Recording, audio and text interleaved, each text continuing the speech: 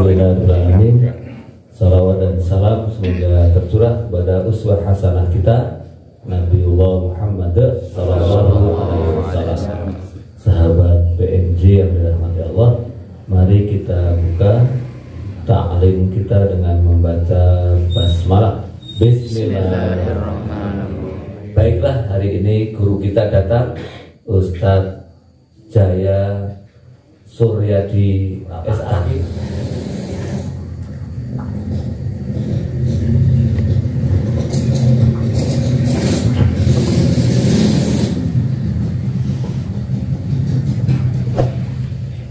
Bismillahirrahmanirrahim. Assalamualaikum warahmatullahi wabarakatuh.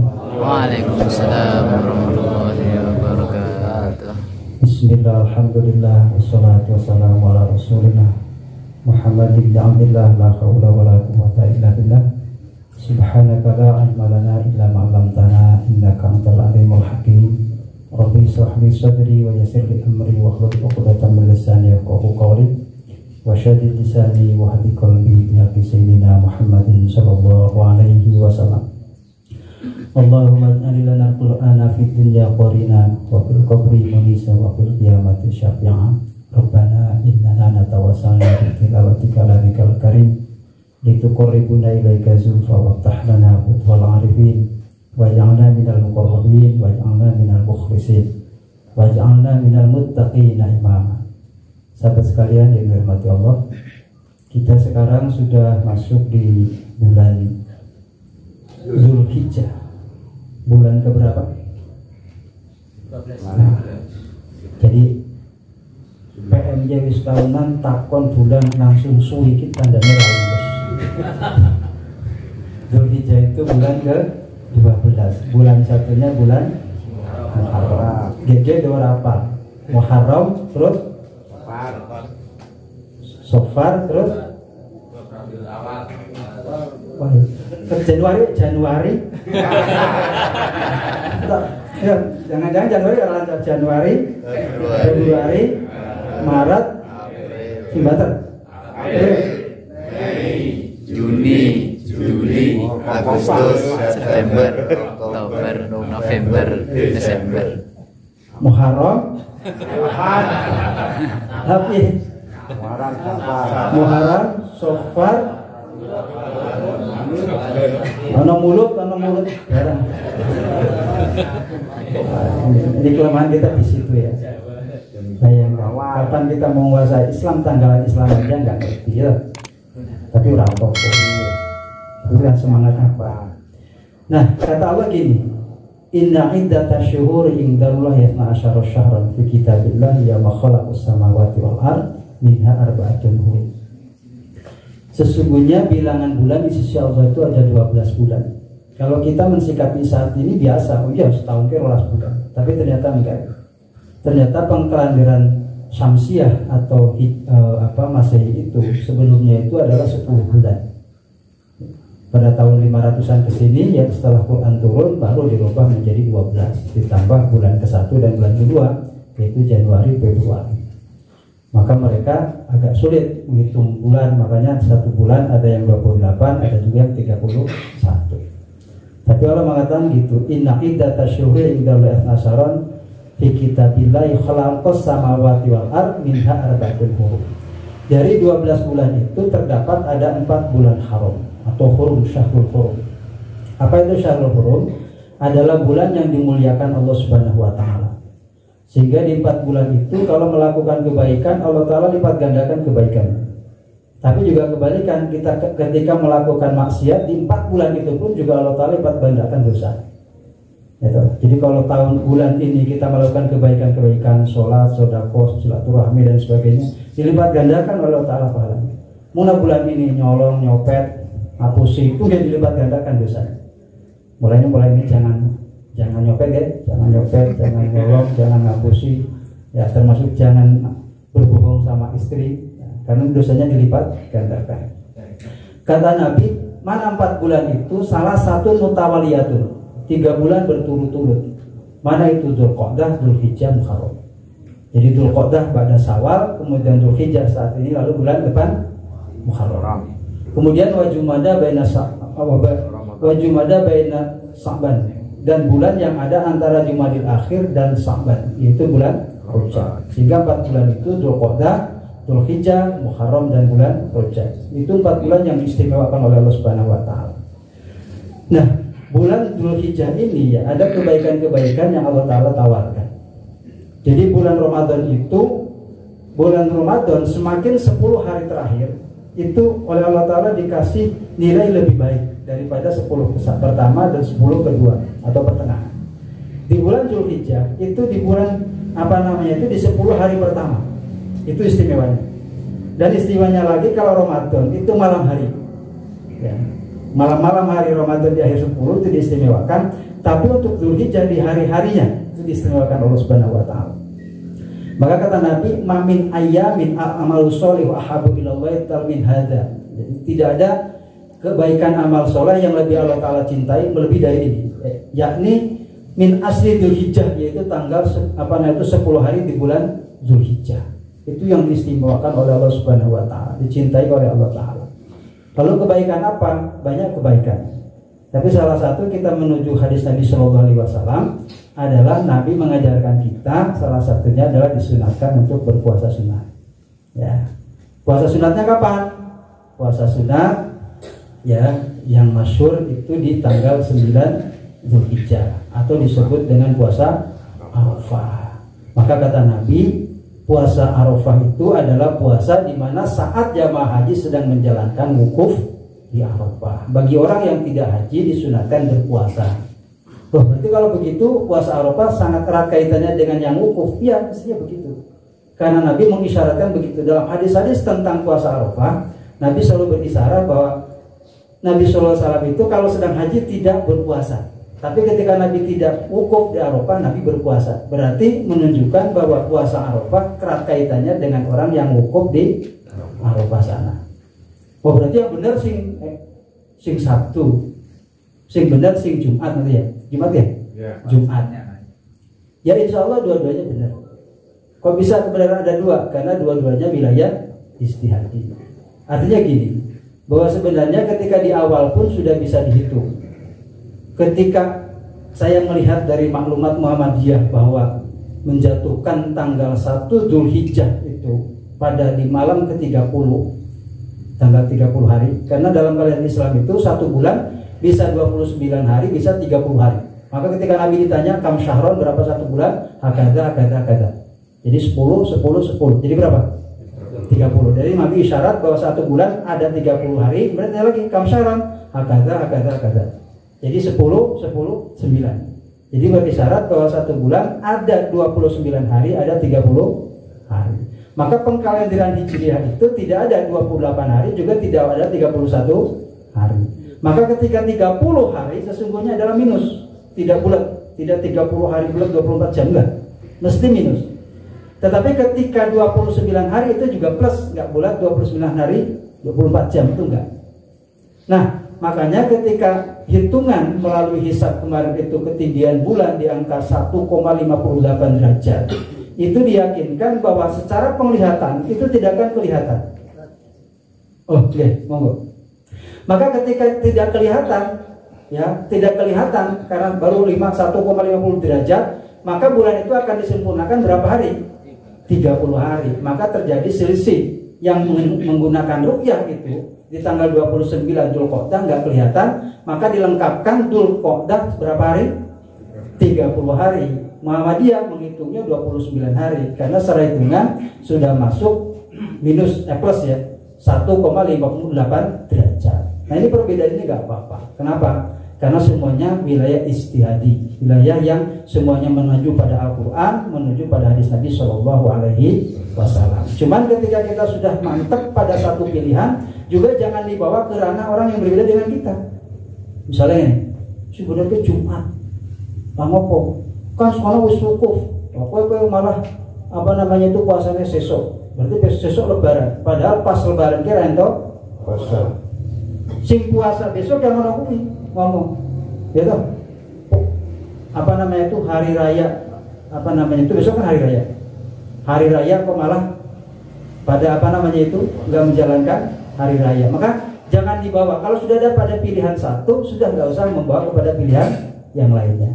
Jadi satu kata Nabi, di bulan Zulhijjah ini ada amalia sunnah yang Nabi anjurkan adalah puasa Arafah. Yang ketika Nabi ditanya, apa pahalanya puasa Arafah? Kata Nabi, yukaffiru sanatal madiyata wal baqiyah. Jadi puasa Arafah itu puasa menghapus 1 tahun yang lalu dan 1 tahun yang akan datang. Dia suruh kebaikan ya. Kalau puasa besok tanggal 9 Zulhijjah, itu dosa yang 1 tahun diampuni, 1 tahun yang akan datang diampuni. Monggo narap mulai ngumpul-ngumpul dosa gitu. Ini ada bonus kita tuh, ada bonus diampuni dosa oleh Allah 1 tahun dan 1 tahun yang lalu dan 1 tahun yang akan datang gitu ya. Seperti itu. Yang penting jangan menyekutukan Allah dan juga jangan dosa-dosa besar. Karena dosa kecil kalau digabungkan juga menjadi besar. Nah, puasa Arafah. Kalau apakah hanya puasa Arafah saja? Tidak. Boleh juga puasa ngambil dari tanggal 8. Yaitu puasa Tarwiyah. Tarwiyah itu adalah puasa di mana saat jamaah haji dia berangkat ke Mina itu sejak tanggal 8. Jadi tanggal 8 menuju ke Mina itu. Ya. Itu sudah niat untuk berhaji, ya, berangkat ke Mina karena sudah menggunakan pakaian ihram sudah menuju ke Mina. Nabi SAW juga demikian. Nabi biasa tarwiyah. Tarwiyahnya jamaah Nabi adalah untuk persiapan ketika setelah wukuf nanti tanggal 9. Tanggal 10 menuju ke Mina, itu di Mina sudah siap. Ya, Nabi kan zaman Nabi kan apa-apa mandiri gitu. Mendirikan tenda sendiri, nyiapkan air sendiri seperti itu. Kalau sekarang kan nyaman. Masya Allah. Nyaman betul sekarang. Haji sekarang itu nyaman. Apalagi yang plus. Sekarang itu haji itu kan ada haji reguler. Ada sebelumnya reguler ada haji mandiri sing mangkat disponsori oleh Pak Agung dan teman-teman itu ya. Haji nekat kan ada juga yang pokoknya nekat ya. Itu kemudian selanjutnya haji reguler, kemudian ada haji plus, ada haji plus. Ya, haji plus sekarang termasuk yang Puroda itu. Yang kelihatannya tahun ini gagal masuk kayaknya ya. Tapi ya Masya Allah ya, orang semuanya sekarang cintanya ke Mekah, pengen ke sana ya. Insya Allah walaupun tidak masuk tapi dicatat oleh Allah Subhanahu wa taala jadi orang-orang yang haji mabrur. Nah, kembali lagi. 8 puasa boleh, yaitu puasa Tarwiyah. Jadi 8 9 boleh. Atau boleh juga dari awal. Karena berdasarkan hadis yang umum tadi kata Nabi tidak ada amal 10 hari di awal Zulhijjah yang lebih dicintai oleh Allah Subhanahu wa taala daripada hari-hari yang lain. Sehingga tanggal 1 pun boleh dan Nabi sallallahu alaihi wasallam juga melakukan. Maka ada hadis Nabi sallallahu alaihi wasallam, karena Rasulullah sallallahu alaihi wasallam yasumu tis'an min Dzulhijjah. Nabi puasa 9 hari di bulan Dzulhijjah, ya. Jadi silakan. Tapi kalau saya hanya tidak di tanggal 1 boleh enggak? Boleh. Setelah dari tanggal 3 atau 4 besok boleh. Tanggal 8 9 boleh. Tanggal 9 tok boleh? Boleh. Ora poso? Ora apa-apa. Tiba-tiba kesan itu. Ya. Karena orang mau tahun ngarep wis tahun lalu aku poso tadi seturah. Pemenang ini sawal pada poso setahun. Ya. Itu orang yang seperti itu nanti di akhirat akan dimasukkan ke dalam drum. Kalau drumnya dihubung oleh Allah Taala. Terus orang bilang, apa ya Allah saya dibakar? Enggak, aku enggak bakar kamu, aku bakar drum. Tapi kodaro ning jero drum ono kamu. Itu orang yang sering ngakali hukum. Makanya jangan suka mencari alat hukum. Nah, kembali lagi. 1 puasa sunat ya. Saya yakin teman-teman ini termasuk orang-orang yang ringan berpuasa. Amin. Saya termasuk dulu remaja yang paling rajin puasa. Jujur saya, paling senang puasa. Tapi puasa bukan karena kesolehan, tapi karena keadaan. Ada duit, apa ya puasa. Oh, paling habis saya puasa. Kalau dia kasih tahu, oh ini puasa mana? Puasa paling senang. Saya biasa puasa seminggu, puasa 40 hari. Ngomong apa tak menurut. Tapi bukan karena sholat, karena keadaan tadi. Ya, betul. Apalagi kalau masih tahu ini puasanya mutih tambah seneng ya. Gitu orang di kandani man mutih ya tak mutih kok. Bukan nganggo ya. Saya tuh pernah loh pengalaman hanya uang 350 rupiah waktu itu di pondok. Kali kan saya 50 rupiah. Beras mungkin ada masih 3-4 gelas itu. Caranya ki supaya awet. Coba saya tanya, kalau uang tinggal 50 rupiah gitu, kira-kira itu digunakan untuk apa? Tapi 50 rupiah saat itu mungkin sekarang sekelasnya 5.000. Kira-kira digunakan untuk apa? Beras ada ini. Betul ya. Yang saya lakukan saya beli garam betul. Tuku garam sak kotak cukup. Kok seminggu turah gitu. Jadi mangan mandino nganggo ya. Tapi alhamdulillah bisa bertahan hidup sampai saat ini. Ya, itu. Kenapa? Ternyata yang ngasih kekuatan itu bukan nasi, bukan ayam, bukan daging, tapi siapa? Allah kan gitu. Nah, jadi waktu itu juga makan garam bukan karena sunnah Nabi makan garam, enggak. Jadi saya tuh banyak kesulitan-kesulitan yang dipaksa dengan keadaan. Bahkan saya waktu kuliah itu, wah masya Allah, tidak ada orang seistimewa saya. Sholat nggak pernah telat saya. Bahkan saya datang sebelum imam datang. Karena saya muadzin 3 tahun, tukang bersih masjid. Wah, saya itu baru sekarang sadar ya Allah, ternyata kemelaratan saya itu istimewa itu. Nah, meskipun kata Nabi kadal fakru ayyakuna kufron. Kefakiran itu mendekati kefakiran, tapi juga tergantung sikap. Bisa juga kefakiran apa? Kesolehan kan gitu. Nah, sahabat sekalian ya, satu kesunahan apa? Kita hidupkan sunnah-sunnah hijriyah. Saya yakin saya melihat tadi juga ada teman-teman yang kelihatannya puasa, ada juga yang puasa masjid. Saya maaf ini puasa mulai dari ini bagus ya. Ini sudah kesadaran terutama di Jogja. Di Jogja itu amalia-amalia sunnah hidup betul ya. Seperti itu, bahkan masjid-masjid tidak sedikit menyelenggarakan ada buka puasa tarbiyah, ada puasa Arafah. Ini luar biasa dalam rangka menghidupkan sunnah-sunnah seperti itu. Kenapa? Rumusnya tadi kemarin sama Pak Agus. Kita sebenarnya satu. Kalau kita itu pengen bagaimana memerangi kebid'ahan, rumusnya satu, hidupkan sunnah. Maka kenapa ketika makmur kebid'ahan, salah satunya adalah tidak hidupnya kesunahan atau mandeknya kesunahan. Karena masyarakat akan mencari alternatif melakukan aktivitas. Jadi ketika bid'ah hidup, berarti ada sekian kesunahan yang tidak kita hidupkan. Jadi rumusnya begitu. Sama, orang-orang kafir pun juga akan masuk merongrong umat Islam ketika umat Islam tidak dakwah. Tapi ketika umat Islam dakwahnya, mereka juga akan berhenti melakukan ekspansinya. Ya, makanya kalau anak-anak Islam hanya datang ke desa membawa beras hanya 1-2 kilo, mereka membawa kontainer, tetap menang kita. Makanya dulu dibaca sama Romo Mangun itu kan gitu. Dia membaca bagaimana peta dakwah umat Islam. Umat Islam itu punya kepedulian itu setahun 2 kali. Idul Fitri, Idul Adha. Itu borongan, bareng-bareng, ya enggak? Sehingga ada ruang dalam waktu 1 tahun sekian hari, sekian bulan yang tidak distatwa ilaihi sabila. Watahujjal bait, dan kamu berhaji ke Baitullah manis tatwa ilaihi sabil, bagi orang yang mampu dalam melaksanakannya. Jadi puasa itu ada syarat manis tatwa ilaihi sabil. Sahabat sekalian, haji ini istimewa ya. Haji ini istimewa. Jangan dikira bahwa yang hanya orang yang berangkat ke sana yang dipanggil itu. Tidak. Setiap orang dipanggil. Maka ada orang mengatakan orang itu diseru 3 kali seruan. Yang 2 ngeyel, yang 1 nggak bisa ngeyel. 1 disuruh sholat. Orang disuruh sholat bisa mangkat bisa enggak. Hayya 'alal falah. Ono sing wudu, ono sing ora, gitu loh. Ono sing sedikit engkas. Nunggu iqomah. Isi iqomah kebelet pengen ngisi ora situ ke masjid kan gitu ya. Nah, tapi kan saya yakin bukan di kalangan anak aja gitu, orang luar sana ya. Orang luar sana gabung di sini. Ya. Nah itu. Kadang kita diseru ya nyantai gitu. Yang kedua seruan haji begitu. Orang setiap kita disuruh haji, tapi ada yang mangkat, ada yang tidak. Yang ketiga ini, sholat orang mangkat, haji orang mangkat. Yang ketiga mesti dipaksa, yaitu seruan kematian. Itu nggak ada yang bisa nolak. Maka sebelum datang seruan kematian, ini perlu itu istiqomahkan seruan yang pertama, seruan sholat. Lalu yang kedua seruan apa? Haji. Karena setiap kita itu pada dasarnya disuruh berhaji. Bahkan orang mukmin tidak mukmin pun tetap disuruh berhaji. Dalilnya apa? Yaitu surat Al-Hajj. Dari ayat 26-27 Allah berfirman, wa idh bawwa'na li Ibrahima makanal baita alla tusyrik bi syai'aw wa tahhir baiti lit-tha'ifina wal qa'imina wa ruk'is sujud wa adzim fin nasi bil haji ya'tuka rijalan wa ala kulli damirin ya'tina min kulli fajjin amin. Jadi kata Allah, wa adzim fin nasi bil haji. Ibrahim seru orang untuk berhaji. Jadi kata Allah, wa ibawa'na Ibrahim, tatkala aku memberi Ibrahim makanal bait, tempat Baitullah. Ketika Allah ngasih Ibrahim tempat Baitullah.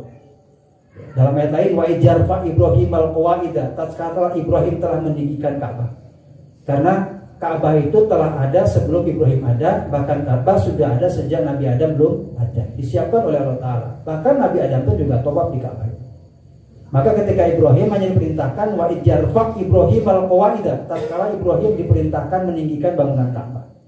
Ketika bangunan Ka'bah sudah selesai, kata Allah tadi, wa idh bawwa'na li Ibrahim makanal baita alla tusyrik bi syai'an wa tahhir baitiya lit-ta'ifina wal qa'imina wa ruk'anis sujud. Selesai Ka'bah dibangun, Allah Ta'ala nyuruh sama Ibrahim seru orang untuk berhaji. Ketika dapat perintah ini, Ibrahim tanya, ya Allah, bagaimana saya menyuruh? Suara saya enggak keras. Kata Allah, panggil saja, tugasmu panggil. Ini jadi rumusnya. Makanya kalau kita itu suruh kerja, ya kerja aja. Mangkat itu. Masalah hasil terserah Allah Subhanahu wa taala. Wa'adzin fin nasi bil haji. Seru orang untuk berhaji. Ketika Nabi Ibrahim dapat seruan perintah untuk mengundang orang datang haji, tanya sama Allah, "Ya Allah, bagaimana saya menyuruh orang? Suara saya enggak keras." Kata Allah, panggil saja orang. Maka dalam satu riwayat dalam kitab Ibnu Katsir dikatakan Nabi Ibrahim naik di tempat yang agak tinggi. Ada yang mengatakan naik di batu. Ya, yang batu itu diabadikan sekarang menjadi makom Ibrahim. Saya pernah ya waktu umroh itu ada orang tua itu tanya sama saya setelah sholat tawaf itu, Mas, cipuli Nabi Ibrahim kecil ya? Aku bener makannya cilik ya. Jadi dikira makom Ibrahim itu makom Ibrahim. Oh, yes, manasiknya siapa sing dulu. Ya, tapi untung bukan orang PMJ. Ya. Saya katakan, oh makom niku mbah, niku makom niku nawung Jawa ki apa nggih? Mbah, anci-anci wong tiang bangun niku sok ngagem BI, niku enggak anci-anci Nabi Ibrahim. Oh ngoten to. Nggih, niku wonten stempel, wonten bekas kakinya Nabi Ibrahim pada suatu saat. Monggo ajeng mirsani seberapa besarnya kaki Nabi Ibrahim monggo tidak. Itu bukan makam, tapi bekas atau tempat anci-anci Nabi Ibrahim. Maka satu riwayat Ibrahim berdiri di situ. Ada juga mengatakan Ibrahim berdiri di Bukit Sofa yang sekarang menjadi tempat permulaan orang untuk bersa'i. Ya. Abda'u bima bada'allahu bih. Ya. Kemudian di situ mulai orang bersa'i dari Sofa ke Marwah, Sofa Marwah. Nah, ada juga mengatakan Nabi Ibrahim berdiri di Jabal Gubes. Jabal Gubes ini di belakang Bukit Sofa yang sekarang menjadi istana raja. Ya. Dan sebenarnya itu banyak historis yang luar biasa. Tapi orang sana kan sangat tidak merawat dengan hal semacam itu. Karena dikhawatirkan kesyirikan dan sebagainya. Tapi pada cerita Nabi Ibrahim berdiri. Lalu Nabi Ibrahim menyeru dengan seruan, wahai manusia, datanglah kalian untuk berhaji. Datanglah ke Baitullah untuk berhaji. Dikatakan dalam tafsir Ibnu Katsir itu bahwa ketika Nabi Ibrahim menyuara itu, ternyata suara itu disampaikan oleh Allah Subhanahu wa taala. Sehingga pepohonan yang tinggi merunduk bersujud, bukit-bukit merunduk termasuk gunung, sehingga suara Ibrahim itu tembus ke seluruh jagat raya ini, didengar oleh manusia yang sudah lahir maupun yang masih dalam rahim, bahkan orang yang masih dalam ruh termasuk kita, maka mendengar panggilan itu. Wa'adzin fin nasi bil haji, seru orang untuk berhaji. Maka ketika kita datang berhaji atau umroh, diperintahkan sunnah memperbanyak kalimat talbiyah. Labbaik Allahumma labbaik. Monggo. Labbaik Allahumma labbaik. Labbaik la syarika lak labbaik. Labbaik la syarika lak labbaik. Innal hamda wan ni'mata laka wal mulk la syarika lak. Labbaik Allahumma labbaik. Labbaik la syarika lak labbaik. Innal hamda wan ni'mata laka wal mulk la syarika lak. Labbaik Allahumma labbaik. Labbaik la syarika lak labbaik. Innal hamda wan ni'mata laka wal mulk la syarika lak. Itu maknanya gini, labaik Allahumma labaik. Ya, labaik itu bahasa Arabnya itu nggih. Karena bahasa Arab juga bisa kata na'am, bisa bala, bisa labaik. Ya. Ya Allah, saya datang. Ya Allah, saya telah datang memenuhi panggilan. Lalu kapan kita diseru? Setiap kita tuh diseru. Maka ketika datang ke sana, ungkapan kesunahan yang diperbanyak adalah baca kalimat talbiyah. Ya. Orang haji, orang umroh, sunahkan. Orang Indonesia itu, tapi saya lucu Indonesia itu. Kalau berangkat dari Madinah ya, mau umroh, wah awal-awal masih semangat. Orang Indonesia kayak gitu, semangat di awal. Labbaik Allahumma labbaik, labbaik Allahumma, kompak, seperempat jam. 20 menit mulai reda. Setengah jam mulai separuh. Setengah jam seluruh kabeh. Oh tangi-tangi nak mangan, itu orang Indonesia. Ya, jadi kesunahan talbiyah ini disunahkan, perbanyak. Makanya Masya Allah ya, kenikmatan bagi seseorang itu bisa datang ke Baitullah. Nah, bukan nilai harga tiketnya, tapi kenikmatan yang Allah Ta'ala berikan itu kita bisa berhasil. Saya itu awal ketika bisa datang ke Baitullah ya, Mekah atau Madinah itu, yang membuat nangis itu jujur bukan karena ingat dosa ya. Saya itu tertutup betul, saya tertutup, terhijab betul dengan dosa. Itu gak ingat sama sekali dosa, gak kebayang dosa saya. Bukan sombong, betul gak kebayang. Tapi yang jadi bertanya itu gitu, ya Allah kenapa saya? Kok ora percaya gitu? Maksudnya gini, orang yang hidup zaman Nabi yang pengorbanannya besar, sayang sama Nabi itu belum tentu iman sama Nabi. Antum percaya apa tidak? Abu Lahab itu orang yang sangat cinta sama Nabi loh permulaannya itu. Paling sayang di antara paman-paman itu adalah Abu Lahab. Maka sampai Allah katakan ma'agna anhu maluhu wa makasab. Wong paling sugih pengorbanan untuk Nabi Muhammad itu Abu Lahab. Tabbat yada abi lahabib mantap. Tapi ketika sudah diangkat ke Rasulullah Muhammad, iman tidak. Abu Thalib juga demikian. Orang-orang yang tahu perjuangannya Nabi, tahu kejujurannya Nabi, wah iman. Saya dari Indonesia, Yogyakarta, Umbul Harjo, Intian, RT 23. Ya, kok bisa? Ya Allah, itu saya nggak percaya. Koyo pribadi, koyo bocah aman sih ora tahu apa namanya itu ke kota gitu, tiba-tiba diundang di istana presiden, kan nggak percaya. Saya kayak gitu. Kok Gusti kok pulau? Nah itu yang menjadi ketidakpercayaan itu melahirkan syukur terhadap nikmat yang Allah Ta'ala berikan. Saya kok dianugerahi luar biasa ya Allah. Dan sekarang saya berada di depan, di samping makom kekasih Muhammad Sallallahu Alaihi Wasallam. Allahumma sholli wa sallim. Wah itu yang buat tangis. Ya. Maka inilah. Maka ketika semuanya diundang, ya, nanti cara mengundangnya Allah Taala banyak cara. Ya, banyak cara, banyak cerita, macam-macam. Ya. Ada orang yang saya ada tukang becak, gaweane tukang becak, tukang sirsi masjid. Tukang sirsi masjid. Tapi dia punya prinsip yang hebat. Sopoe sing numpak becakku tiap Senin, tiap Jumat tak gratis. Kali waktu ada jamaah ya orang luar gitu. Tiba-tiba dia habis sholat duha minta diantarkan ke becaknya hari Jumat. Pas mau dibayar enggak mau, betul saya. Padahal dikasih lebih gitu. Kalau misalnya umumnya 5.000, 10.000 dari kali 100.000 itu betul. Loh kok? Betul, saya sudah punya nazar setiap hari Jumat siapapun yang naik becak saya gratiskan.